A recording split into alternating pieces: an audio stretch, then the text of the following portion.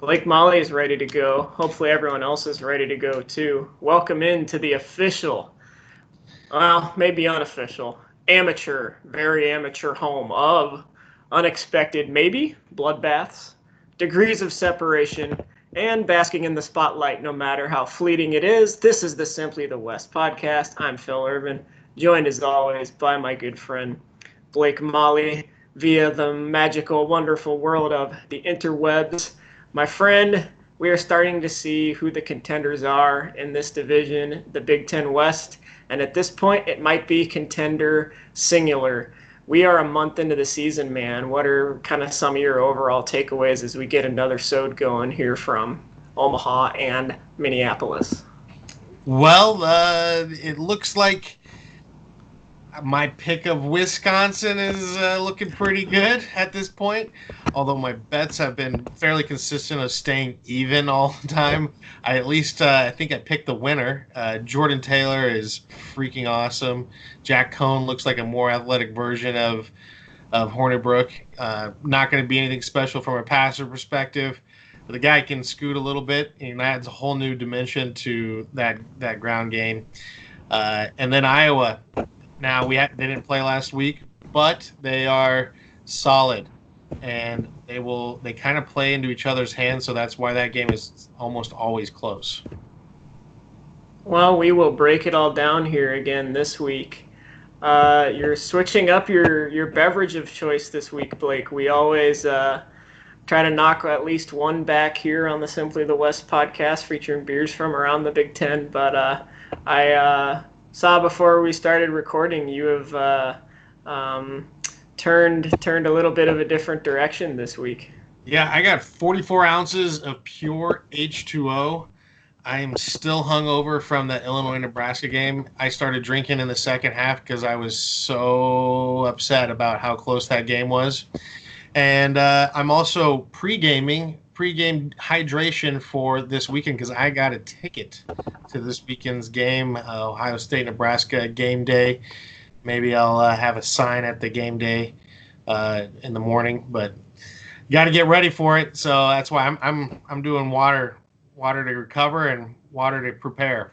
I have known you, I guess, pretty much since the last time game day, ESPN College Game Day was in Lincoln, Nebraska. If you think about it, been 12 years. This might be the most mature, discretionary decision I've ever seen you make. So I'm proud of you, man. This is a big moment. I'm glad we're capturing it for all the internet to see. Well, I'm an old fart now. That makes two of us. We'll get into the Nebraska game more in a minute. But first, let's talk about the top team in our Big Ten West Power rankings and probably anyone else's who's paid a lick of attention so far this season. I'm thinking, Blake, we might be able to save ourselves and maybe our listeners some time if from now on, right off the top of every show, we just kind of say, Jonathan Taylor on Wisconsin, lights out defense, next, and kind of move on to the next topic until further notice. I know I expected a lot closer game with Michigan. I think a lot of people did too. I know Vegas did, but I texted you 3 words while I was listening to and watching that game. I was running around doing a few things Saturday, but caught most of the second half, and honestly, by then the game was over. The 3 words I texted you were out for blood. Wisconsin continues to be back with a vengeance. Their execution was phenomenal. When they have the talent and the power they do, it's one thing. But when they really come out as aggressively as they did out of the gates and don't make mistakes, I think playing at home really helped them. You were right about the atmosphere for an 11 a.m. game. Camp Randall was really rocking. I think that helped them quite a bit. Things are not looking good in Michigan after that one. It's just weird watching them, whether it's at Big Ten Media Days or some of the coverage throughout the week or when you tune into them. Everything about Michigan's program just oozes tension. Yeah, it's a weird feeling, isn't it?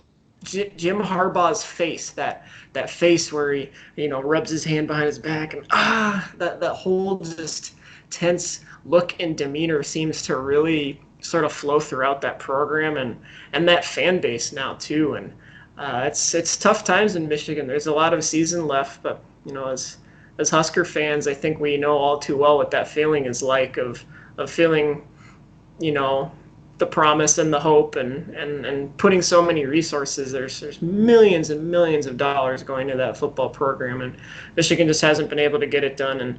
And they received their latest embarrassment courtesy of your Wisconsin Badgers. So I am supporting the Michigan economy with my beverage of choice. This is a Bell's Two-Hearted Ale brewed in Comstock, Michigan.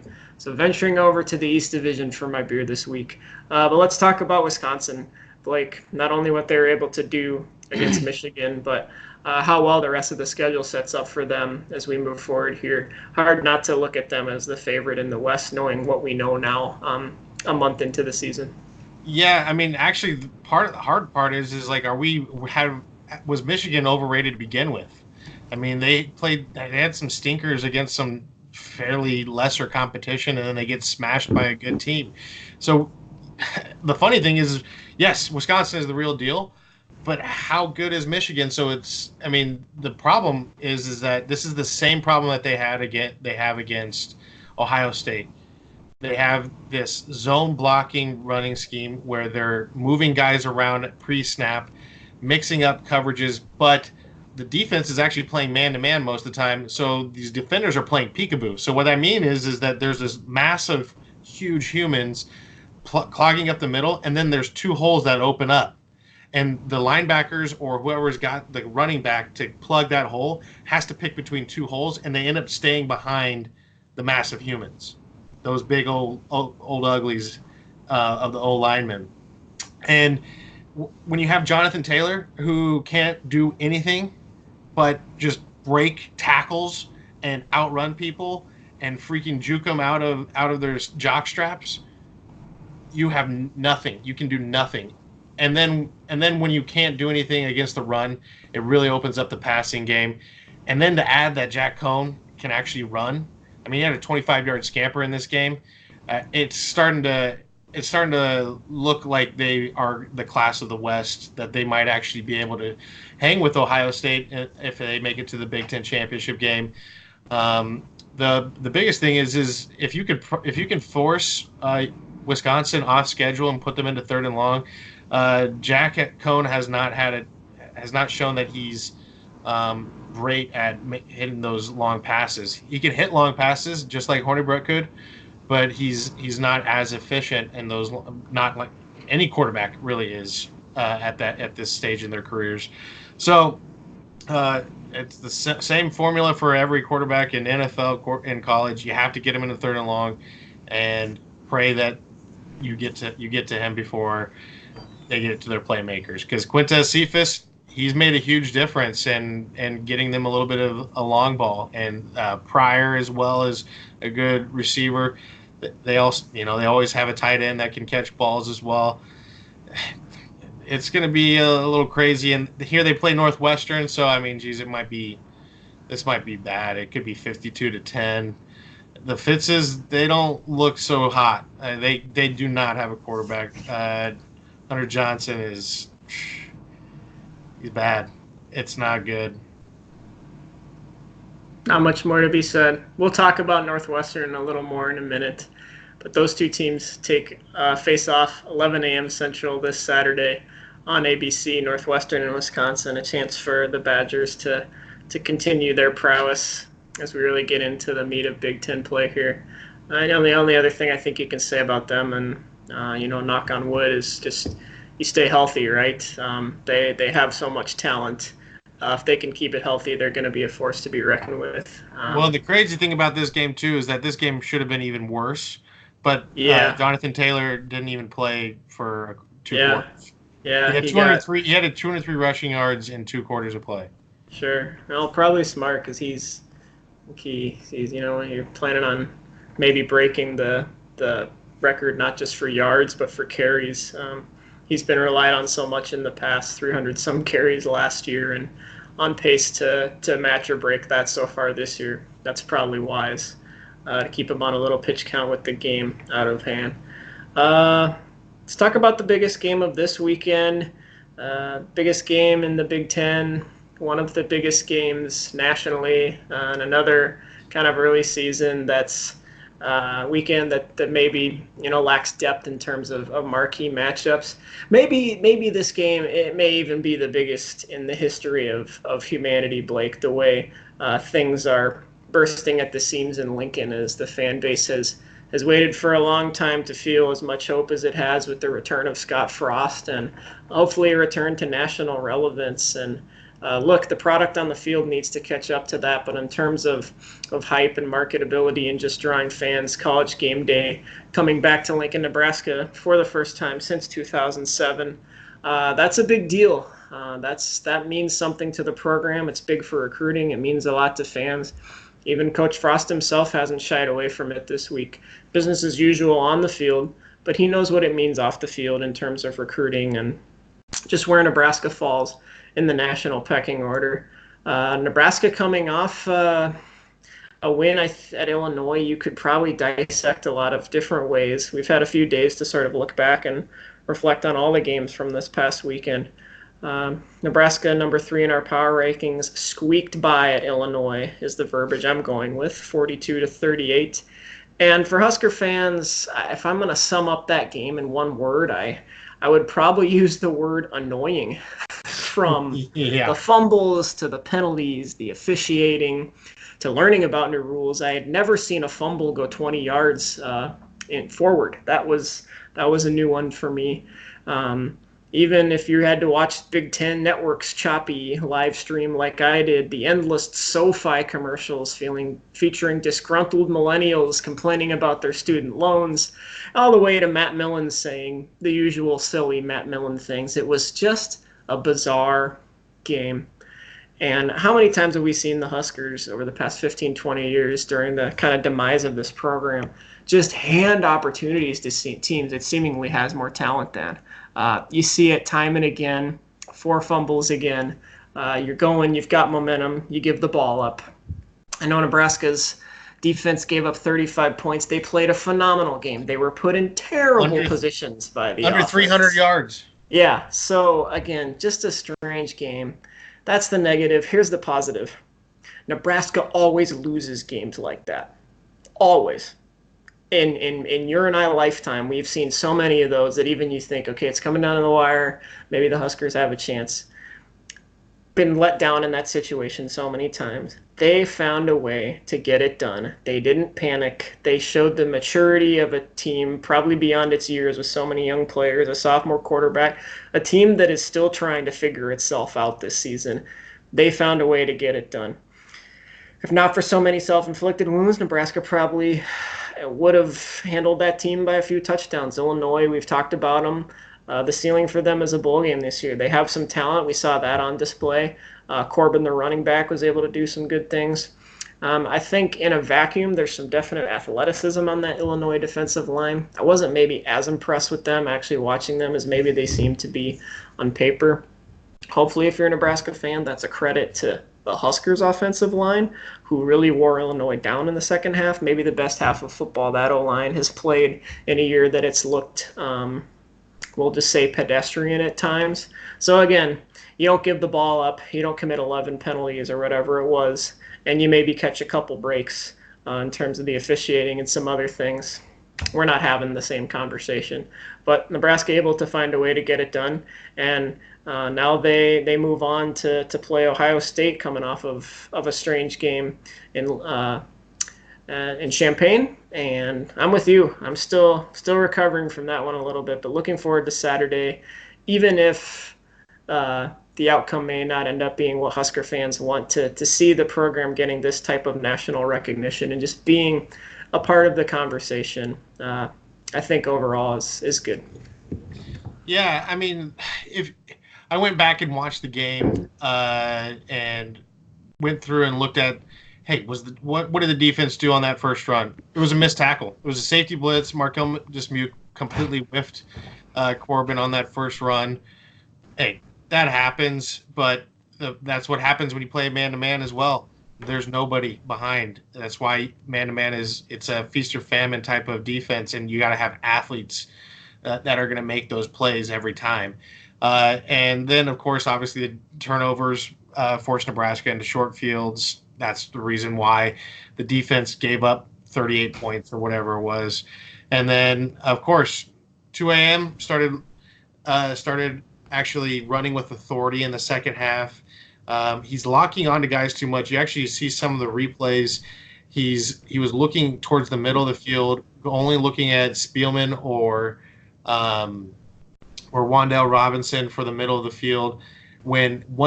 As soon as it was only like 2 seconds in, as soon as he looked off, they got off the outside receivers. The outside receivers wide open. It could have been easy 8-10 yard gains. He's not quite taking the easy throws anymore for whatever reason. I'm hoping that you're going to see a lot more rollouts because I will say that the offensive line is still – they're not that as bad on pass blocking. But when we roll out, it's a lot better. And then the problem is on running blocking, you're seeing the two guards, Hickson and I think it's Raritan or I can't remember the other one at this point, or Bo Wilson. Bo Wilson. Yeah, Bo Wilson. They are whiffing a ton. And I think that probably has something to do with the new center and Cam Jurgens. He might be missing some of the calls on that, but there's some bad whiffs on from the first 3 games essentially, or first 4 games. So it's going to be tough because you got Chase Young coming in, who's going to be a first-round draft pick. He'll probably be the highest defensive draft pick in the NFL draft next year. He's a freak of nature, ball and muscle. He's going to get off the edge. He's playing a lot harder than he did last year. Granted, they haven't played the best of competition, but I'm going to just say Nebraska's offensive line's not going to be – it's going to be a step up from what they played, but not much. And then, of course, you got J.K. Dobbins and KJ – we still have KJ Hill. Hill. Yeah, KJ Hill. Still there. They're just losing athletes left and right. The defensive secondary has tons of athletes, too. There's just athletes all over that roster. Yeah, and so for Nebraska on offense, they have to, basically just find new ways because and I feel like they'll be able to get some big plays out of them. But really, more than anything, I'm really worried about what this offense is going to do to Nebraska, especially if they're going to play more man-to-man like they like to do. They played a lot of zone last year, so I think that they know that that's what they're going to have to do. They're going to have to force Justin Fields to throw the ball more often than they want him to. They have to stop J.K. Dobbins. They got to get the ground game stopped, or at least put them into 3rd and long, force them to drive down the field, and you know what? It's actually a win. We have to, as Husker fans, we're going to have to look at it as a win when they're forced to drive down the field instead of giving up big plays. If they can stop the big plays, there's a good chance that this game could be close, and give Nebraska a shot in the 4th quarter. Sure, yeah, and even go back to last year at the Horseshoe. Nebraska played Ohio State very close. That game was in doubt, really down to the wire. I think Ryan Day has done a phenomenal job with this team. Scott Frost said it himself, and it's hard to disagree. I think this Ohio State team is probably better than the one Nebraska saw last year. But look, if you're looking for positives for Nebraska fans, there's a few things you can point to. Obviously, Nebraska might have played one of its best all-around games, if not the best all-around game, against Ohio State last year. Obviously, didn't get the result they wanted, but played very, very well. So they know they can hang with a team that is the cream of the crop in this conference like Ohio State.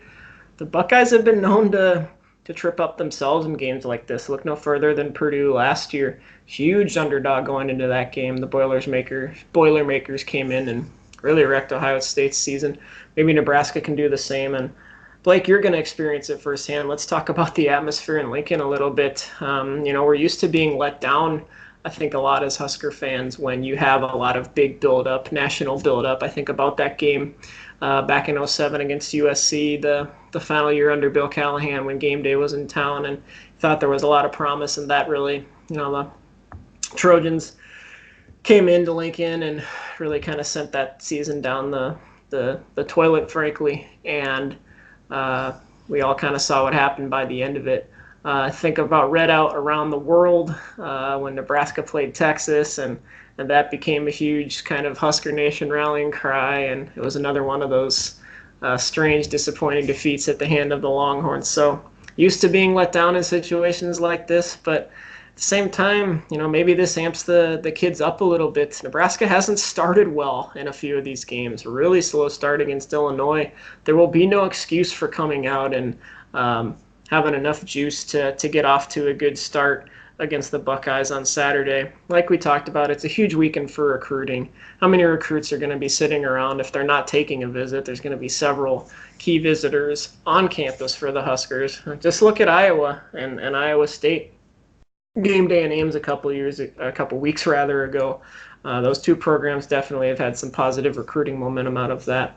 There's a Nebraska basketball preseason event Friday night at Pinnacle Bank Arena with, I know, Blake, you're a huge Rick Ross fan, so I'm surprised you're not planning on being down there for that, being the hip-hop connoisseur that you are. But that's a big event going on, Pinnacle Bank Arena, and it's going to be a lot of fun. One thing I wanted to ask you, Blake, a couple questions. Who should the guest picker be on game day to help Lee Corso and his friends kind of cipher through the picks for the day? And you cannot nominate yourself. That's obviously a given. There was somebody talking about Jack, the young boy, Jack Hoffman. Yeah. Jack Hoffman, wanting to having him be the guest picker. My money is that Gabrielle Union is going to. She's an Omaha native, and Dwayne Wade might be by her side on that. But I actually think like Terrence Bud Crawford, Awesome. He'd be that's who I'd want, just because he as much pub as he gets. I think he actually could use some more pub, and hopefully, and then. That'd be a great one for me, at least. Sure. That's who I like. Yeah, but Crawford's promotion company actually has a deal with ESPN too, so ESPN could probably leverage that to promote some of its boxing coverage. Gabrielle Union and Dwayne Wade would be pretty fun. I think Dwayne Wade loves him some Husker games, coming back with the wife every so often. They're going to be there. She tweeted out. Yeah, so she'll already be there. A former Husker with some national prowess, whether it's one of the Heisman winners, Johnny Rogers, Mike Rozier. Maybe Mike Rozier could wear one of his crazy suits, Eric Crouch. I'm going to go off the beaten path a little bit with my nomination, and I know this would never happen because it's pretty niche, but what about Nick Hexum or one of the guys from the band 311? Obviously, Omaha natives. They've had a great career, just put out a new album this past summer. Not necessarily many people know that they're from Nebraska. They've been out in California for a long time, but I know they're pretty big Husker fans as well. So if they were digging down the list a little bit, that might be somebody that ESPN could go off to. Yeah, Divine for sure. I'm pretty sure he went to Millard South, so not too far from my house. I think you're right. I think it was a couple years ago. He was in Lincoln, like catching punts or something like that, and putting out some funny videos on social media. So a lot to choose from, but that could be fun. Now, you're going to be there Saturday. Are you going to go down early and check out game day at all? I would love to, but I am actually coaching micro soccer. My son is playing soccer. He's a 4-year-old, so don't need to know much about soccer to do that. I just make sure that I throw an extra ball in when it goes out of bounds, and I make sure that I hug the kids when they when they fall down and get a boo-boo. So I'm not going down to that, but I am probably going to send my brother, who's a dental student down in Lincoln. I'm going to probably send him with a sign, and I think I'm going to do a nice picture of Scott Frost and say "handsome" underneath it. I like it. That's very good. If I was there, I think my sign would, I think it would say, "This too shall pass," but it would be a number 2 with the picture of Adrian Martinez. So kind of a double entendre. We will get through this, and this guy's going to chuck the ball around the yard a little bit. So 6:30 p.m. Central on ABC in Lincoln, USA. Can't wait to watch that one. I hope you enjoy it, Blake, and we'll talk about the fallout, good, bad, or we hope not, but maybe ugly next week. Moving on. Oh, Northwestern. They check in at number 5 on our power rankings. The Fighting Fitzes. I guess I would start by asking you, Blake, do you think Pat Fitzgerald is still wondering why nobody's talking about the Wildcats as a serious contender for the Big Ten West? I know he kind of harped on that coming into the season. I wonder if how far into the forefront of his mind that is at this point.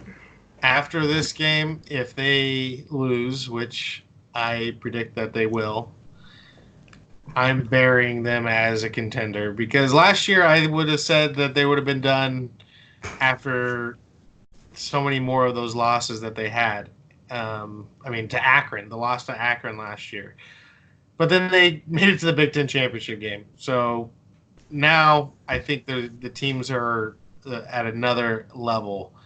Iowa, Wisconsin, even Nebraska's better. Minnesota's better as well.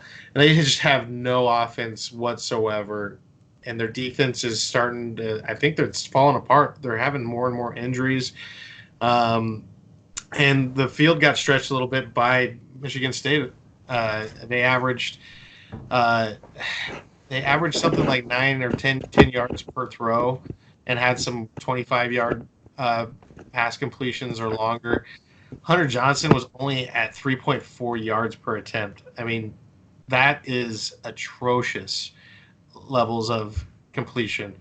And it could get ugly, but Wisconsin likes to just wear you down, so it might be 14-3 in the first half, but then it could be really bad in the second half because Wisconsin's defense is not going to let up. They're on a mission. They're out for blood, like you were saying, and they're going to go out, and I would be extremely surprised if they laid a dud in this game and did not pound them. I want to say it's going to be 42-10, 50-something to 10. For Northwestern, it may be one of those seasons where things get darker before they get lighter. It's a well-coached team. We saw even as recently as last year, they are able to rebound from some early season woes. They were 0-3, I believe, to start last year, ended up playing in the Big Ten Championship. I don't think either of us were realistically predicting that they hit that mark again this year. But just because they may get pounded this weekend at Wisconsin and seem in dire straits, don't write them off because there are some good coaches, some good men running that program. And like we talked about coming into the year, they're very well coached and disciplined. And that can go a long way in terms of finding out where your gaps are, where your areas of weaknesses are, and kind of adjusting as the season goes on. Wildcats are good at that. They've held up well against Wisconsin's rushing attack, relatively speaking, in recent seasons. One of the games that I'm sure Wisconsin wishes it really had back last year was that game in Evanston, which Northwestern won 31-17. So don't sleep on the Wildcats. You have to take them seriously. Teams that don't find out all too well, it doesn't really matter what kind of season Northwestern's having. They can always sneak up and bite you. No pun intended. Hurting Purdue, number 6 in our power rankings this week. They have Minnesota at Ross-Ade Stadium in West Lafayette, Indiana, 2:30 p.m. Saturday on ESPN2. What's the latest on kind of the injury situation with the Boilermakers, Blake? What reports have you seen today? What are your inside sources telling you? And how does this matchup set up for the Boilermakers against the Gophers, who are coming off a bye week? I wouldn't be surprised to see him play, but him being Sindelar? Sindelar needs to play. Honestly, he's the one that makes it tick. On offense, at least, gives them a shot at winning some games. It sounds like he's going to be a game-time decision, or they're going to probably make a decision on Friday whether or not he can play. And it could become a track meet if Sindelar plays. If not, I'm going to see the Gophers probably just run it down their throats. Sure. And hit big plays all game long. And then it's going to be really tough sledding for Purdue. Although, you know what? Both these coaches I trust a lot. I mean, Brom and PJ Fleck are both really good coaches. So I can't see Minnesota overlooking them, even though they're super hurt. And I can't see Brom not pulling out all the stops trying to manufacture points somehow. So it could be close at some point, but I just really think that the Gophers have too much of a running game to not come out with a victory in this game. Yeah, I don't see Minnesota overlooking anybody the way their season started out. Somehow 3-0, close wins against South Dakota State, Fresno State, and barely eked one out against Georgia Southern. Fans here in Minneapolis and their circulatory systems got a break this past week as Minnesota had an early bye, had a chance to do a lot of what PJ Fleck and company like to call self scouting. I'm sure PJ had another week of silly motivational speeches. Um, this year, he picks a different movie every week that the team has to watch, and they will kind of focus on different themes from the movie that can apply to their season. So, not sure what film PJ Flex Cinema 101 class took on this past week, but Singing in the they've rain. had the opportunity. Yeah, that could be. They had the opportunity to kind of get healed up a little bit. They had a couple injuries at key positions, and really take a look at, okay, here's what we did well, but what's not been working, and why have we allowed some teams that, on paper we probably should have put away earlier to hang around. We're gonna find out what Minnesota's really got. Ross-Ade Stadium is kind of a weird place to play, right? It's a smaller venue, not unlike TCF Bank Stadium here. You don't always get the most fired up crowds, so you really have to come into that venue with a lot of self motivation. And look, if you're gonna be Minnesota, if you're gonna take the next step and become a contender in this division, I think we've talked about the ceiling for Minnesota definitely not being a year in, year out contender, but making a run every once in a while. And coming into this year, we talked about how wide open the division was. If you're even going to have a chance to be part of that conversation, you've got to beat the teams that are considered even with you on a consistent basis. Purdue and Minnesota looks like a very even matchup at this point. I will say Purdue's skill players, assuming you have someone who can get them the ball. Again, if you're a Purdue fan, you're hoping that's Elijah Sindelar this weekend, can present some serious matchup problems. And we're not just talking about Rondale Moore. I think that kind of goes without saying against pretty much any defense. But some of the pieces that they put around him, and you can see this year he's attracting so much attention that it's opening things up for those other wideouts and even the ground game a little bit. So it's going to be a good test for Minnesota. So what kind of score are you predicting on this? Probably something middle of the road. I'm going to give the nod to Minnesota. Like you, I think they're just a little better balanced overall. A chance for them to really show what they've got. I still think it's going to be a one-score game. I'd say maybe 28-24 Minnesota, something like that. See, I think it's going to be like 42 to maybe 24 or something like that. You think the Gophers can put up that many points on them with as much kind of they are a sieve. Consistent ground game? Yeah, the defense has been beyond. I mean, TCU's offense is nothing special, and they pounce. Sure. And I think Minnesota's offense is better. I mean, that's just how. Sure. Well, it could be a good game for Tanner Morgan to build some confidence too. He's been kind of inconsistent so far this season. So once again, that one's at 2:30 on Saturday. Purdue hosting Minnesota.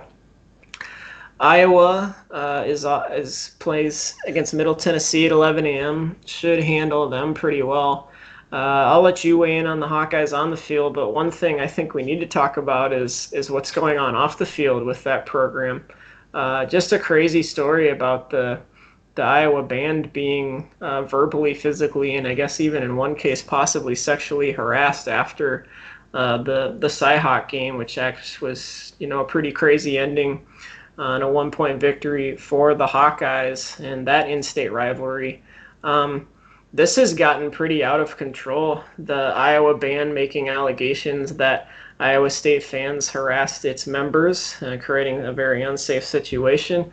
Iowa administration saying, if we can't figure this out, we may not be able to play this game. The governor of the state is even weighing in at this point. Can't we all just get along, Blake? Yeah, and there was fault on both sides, actually, so it's not just these allegations coming from Iowa. It sounds like Iowa State's directors of security said, you need to go out this way, and the Iowa band said, screw you, I'm going out this way, and they started pushing over fans, which fans need to be better and just be like, hey, this is representative Iowa. We need to, make sure we treat them well as they're going out, even though we lost or whatever it is. You gotta be nicer on that end, but in some ways the Iowa band started the problem, but you know what? People need to be better people and just not mess with it. And I mean, I pray that none of the sexual assault, the physical assault, okay, verbal assaults happen because in the sense like people are going to cuss people out for bad things happening to them and rivalries. People are idiots. But at the same time, I pray that none of that other stuff is real. I just wonder in this political climate if people are just claiming the worst and trying to make it, hey, but it needs to be investigated, see if there's any proof that any of this happened, and then the proper parties need to be punished, and let's move on and do. Honestly, they should probably just not. I never understood why other bands were playing at other stadiums. It's going to create problems. It doesn't make sense to me, and especially when it's such a heated rivalry. I mean, hopefully it gets better. Middle Tennessee, they played Michigan fairly close, actually. It was 42-21, I think was the final score of that game.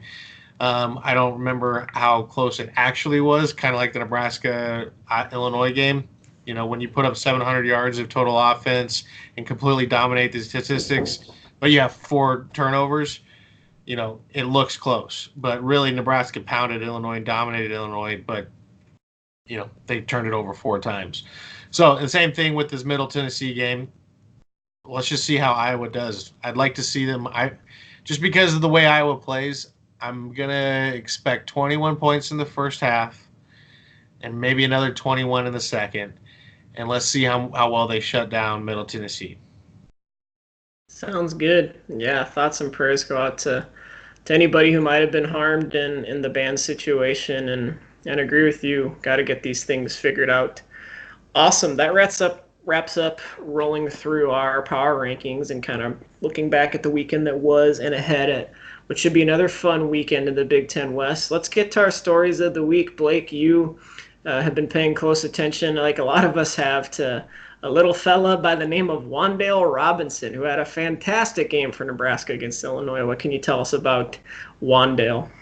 Well, besides having a great name and also having some great skills on the football field, he's also comes from a tough situation. But it sounds, and from the story that I read by Mitch Sherman on The Athletic, sounds like this is a great story of a young man really helping his father get out of prison. His father was selling drugs, cocaine, on the black market in Kentucky, and was put away for 15 years. And he was still able to stay in contact and change his life. And now he has his own foundation, runs his own business, and also a counseling to help men stay out of trouble and not lower the recidivism rate in Kentucky. So it's just an amazing story of somebody breaking the cycle. He tells his son, you're not gonna do this again. It's part of the reason why his mom basically made him reconsider going to Kentucky. He decommitted from Kentucky in November, and 2 weeks later recommitted to Nebraska. His mom wanted him out of Kentucky to get him away from the bad influences that his dad had brought into the life, and she also fell in love with Scott Frost and knew that he was going to be a man that would help raise her son while he was off at college. So you could tell he's gone through some stuff. So it's been pretty cool to see that, hey, he's not just a phenom and that's been given everything on a platter, but and kudos to his dad for recognizing, hey, he did wrong and he wants to make his life better for his son and for others as well.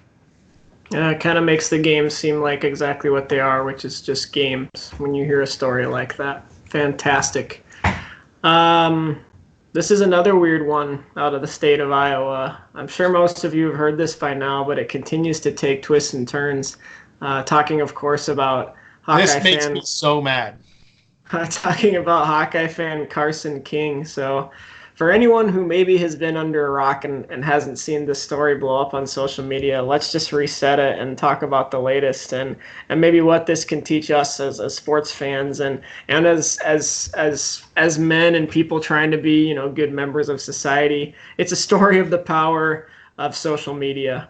both good, for good and for bad. It's like the rings in Lord of the Rings. You can use it for good or you can use it for evil. Social media is no exception, as I think Carson King and everybody involved in that story has learned. So Carson King, Hawkeye fan, 24-year-old from the great city of Altoona, which I drive past frequently on my travels between the Twin Cities and the good life in Nebraska. Shows up at College Game Day, a ton of College Game Day references on this episode, in Ames a couple weeks ago with a really creative sign. Busch Light Supply needed replenished, and he put his Venmo handle out there. First of all, that's some entrepreneurial genius there. Kind of just did it on a whim as a joke, but the donations started rolling in. Soon he had $25, enough to buy his six-pack. Then he had $600 all of a sudden. One thing led to another. It kept blowing up, and more people were donating as they saw this, and it blew up on social media. And Carson King, good on him, says, well, I'm not going to pocket all this money. I'm going to give it to charity. So decided to donate the money to the University of Iowa Stead Family Children's Hospital. Quick aside, that's the hospital you see if you ever watch an Iowa game, that all the fans turn in the middle of the game and wave at the kids who are in that hospital. It basically casts a shadow over that stadium. It's that close. So really cool story. Venmo matched the donations. Anheuser-Busch came out. They did give Carson his Busch Light and then some. Actually planned to send him a year's supply of beer and then match the donations as well. A couple other companies, including the casino that Carson works at, came out and did matches. Raised over $1 million for this children's hospital. Awesome story, super positive, just warms your heart. Right? Well, we wish that was the end of it, but it's really only the beginning. Tuesday, it came out that King had made some offensive tweets when he was 16 years old, referencing something from Tosh.0. AB cut ties with him immediately. It'll still donate the money, but they came out and cut ties. It absolutely blew up. The Des Moines Register was doing a profile on Carson King and had done a pretty typical background check. That's what you do as a reporter these days, is you go back and sift through the timeline of the person you're profiling, and they found some old tweets and decided that they were going to publish it, those tweets. So kind of to set that, here's sort of everything that happened with that. This is from the Washington Post. Des Moines Register reporter Aaron Calvin set out to profile King and found 2 offensive tweets the 24-year-old had sent when he was 16. That discovery has now sparked an acrimonious conflict as King quickly lost his partnership with Anheuser-Busch. And the Des Moines Register scrambled to explain its decision to report on the old tweets in the first place. Let's talk about that more in a second, particularly after critics Tuesday turned up multiple offensive tweets once sent by Calvin, that's the reporter, forcing the paper to open a new investigation into its own reporter. So just look at the domino effect there. 2 takeaways for me. It seems kind of petty to dig up old dirt, especially on a 16-year-old. But at the same time, it's a good lesson. Don't be naive enough to think anything you put out there can't or won't be found. The last thing I'll say, as a former journalist, it's really just reading that story on Carson King. It was so bizarre how the Des Moines Register decided to dig those up and take those and just kind of tack them on at the end of the story. It was a complete non sequitur to me. It wasn't relevant to the story at all, and I thought it was a little strange that they reported them. But just kind of a strange story all around. Wouldn't you say something along the lines of like, "Hey, Carson, you should go delete these"? Yeah, you could. Instead of reporting it, like, I mean, the end, I mean, people are going, "Oh, this is a great thing." This is how big this deal was. He actually ended up donating $1.2 million. Amazing. That's what's insane about how great this story was. How he was like, all I needed was a beer. All I needed was a case of beer. So he paid for a case of beer, and then he gave the rest to this children's hospital. As a reporter, instead of tacking this on, just say, hey, Carson, you need to go through and delete this tweet, figure out how to do it, get it done, and then I can post it so that nobody will go back and look at your old crap. Yeah. So that way, go ahead. It gets to be a gray area, right? As a reporter, you have a very distinct role of telling people what's going on in your community. So you're kind of guarded against trying to sway somebody one way or the other in sort of a morally vilifying way. To me, the bigger thing is social media. It's a tool like anything else, you know. You hear a lot of people, maybe, and especially in the circles Blake and I might tend to spend a lot of time in, you know, social media is evil, the internet's the devil, and those sorts of things. And this just goes to show it's a tool like anything else. I can use a kitchen knife to make something delicious and feed you, or I can use it to hurt you. You know, I can use the internet to create great connections or to do very bad, evil things. And this is just another good lesson in that. Carson King, for his part, has handled this phenomenally. He thanked the reporter, saying, "I didn't realize I did that. I feel terrible. I've grown up a lot since then." Super gracious. So good on him. He won't let the controversy of social media or reporters maybe, you know, overstepping kind of sully the story. So a great one nonetheless, but a good lesson as well. We should probably be careful with this podcast, right, too, Blake? I mean, anything you put out there can and will be used against you. So far so good, I would say, but we'll have to kind of watch over our shoulder moving forward here. Yeah, that is true. There's been a lot of hours of painstaking post-editing to clean you up a little bit. So we've solicited from our listeners on social media the past few weeks what topics you'd like to hear about. As always, feel free to send us those on Facebook or Twitter. This one comes from a good friend of both Blake and mine, as well as the Simply the West podcast. John asked us to go into what are our least favorite sports cliches from broadcasters and reporters specifically. Obviously, you hear about coach speak and players delving into this realm too. So I'll go first. You know, again, as a trained journalist, where I went to school, at Benedictine College in Kansas, you go to theology class and learn about the 7 deadly sins, and then you go to journalism class and you learn about cliches to avoid, and they're almost considered as serious. And I'm always kind of on the lookout for it, and I could probably do a very snarky podcast all on its own that nobody would listen to, that's me whining about cliches. And, you know, one thing I will say is I am, as a fan and as a consumer of entertainment, relatively disappointed with just the quality of commentary during football games in this day and age. I think the Keith Jacksons and the Bob Costases of the world that I kind of grew up with are fewer and further between. You know, Al Michaels and Chris Collinsworth, I think, continue to do a good job. But particularly on college football, some of these crews, I hear a lot more of, well, here's what they should have done, or here's what I do, or here's what I predict this play is going to be. You know, I can sit there and do that while I'm texting Blake and knocking back bells too hard at ales if I want to, but you're not really adding anything to the experience when you're doing that. Tell me a story. Tell me what it means, especially if you're trying to grow the game and get casual fans. Add some color. It's color commentary. Your opinion and your predictions are not color. That doesn't interest me, and I don't think it interests a lot of people. But as far as cliches, you know, getting back to John's question, here's a few of mine that I've always just kind of been irked by. He's a real glue guy. I think people say that about me when I play pickup sports because they don't want to admit how bad I am. He's got a great motor. You know what that translates to. He's slow. He can't jump. He's not that fast, but gosh, he tries hard. One thing that I've heard a lot in the past couple of years, when did the sideline become the boundary? Have you ever heard that? I don't know if that's a Southern thing that's kind of worked its way up or what, but I remember Jerry Kill for the Gophers saying it all the time. Our boys were real fired up over there on the boundary, the near boundary, the far boundary, boundaries. I always knew it as the sideline. And then that was a real physical football game. I hope so. It means the offenses sucked. I hope it was. And then finally, this one, I had an editor point this out to me one time when I tried to use it in a story, and it stuck with me ever since.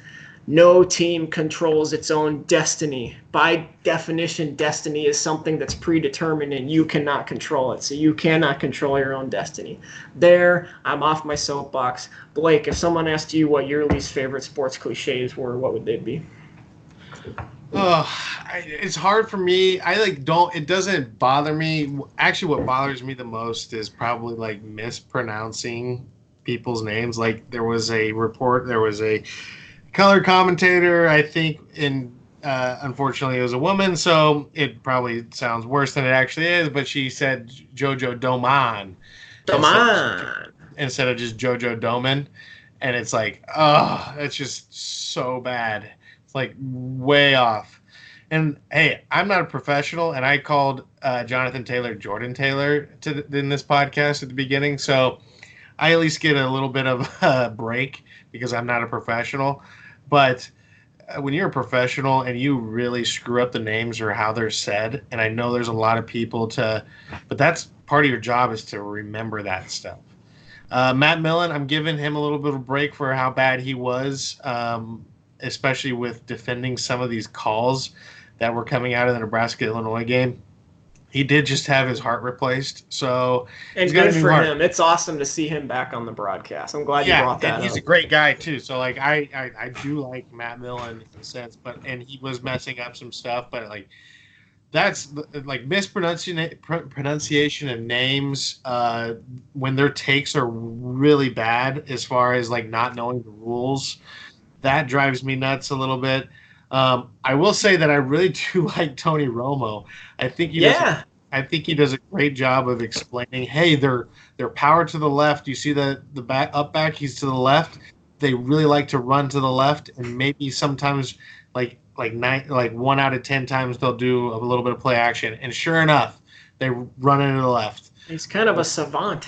Yeah, when especially when you've seen so many offenses, so many defenses, and he's taking his job seriously, he knows exactly what a lot of these offenses are wanting to do, and defenses especially.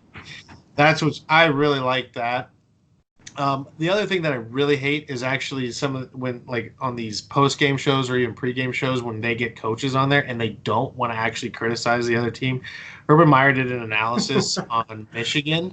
And it's like I still can't get over the fact that Urban Meyer's on Big Ten Network. Every time I see him, talking about teams he just was coaching against last year, I just kind of do a double take. Sorry to interrupt. No, I think you're right. Like he does a great job. He really does. He analyzes stuff, but he's got to say, I want to hear him say, man, this was really poorly coached right here. Either it was poorly coached or you're either coaching it or you're letting it happen. That's basically the rule in football. You're either coaching it or you're letting it happen. So I want him to call people out a little bit more and be like, man, that was really bad.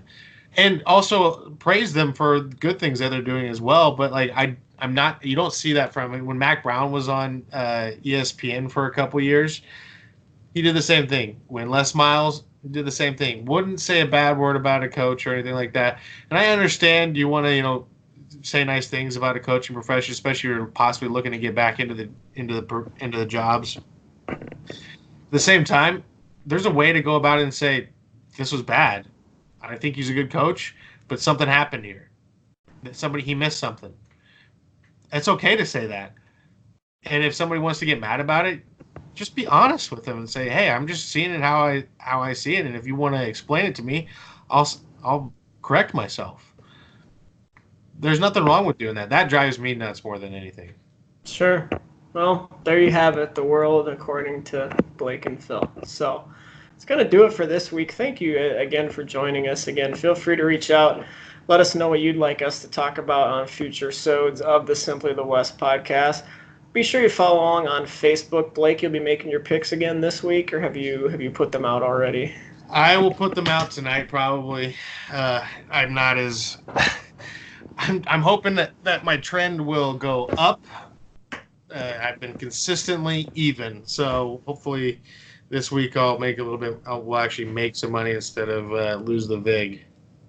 Sounds great. You can also check us out and like us and subscribe on Facebook, Twitter, YouTube, SoundCloud, and our website, simplythewest.wixsite.com/simplythewest.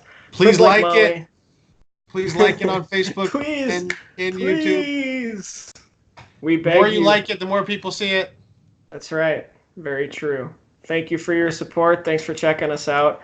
Have a great college football weekend, and we will talk to you next week.